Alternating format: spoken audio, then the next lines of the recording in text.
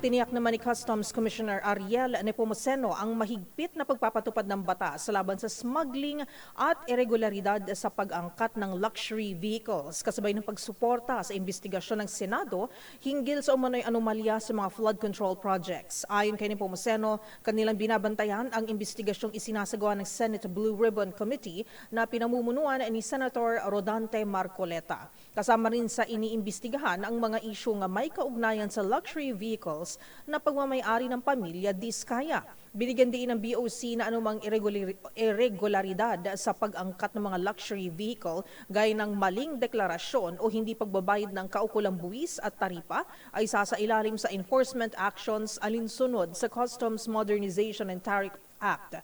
Bagamat hindi pa maibubunyag ang mga detalye ng mga kasalukuyang investigasyon, tiniyak ng BOC na nananatili itong patas, tapat at sumusunod sa due process sa pagpapatupad ng batas.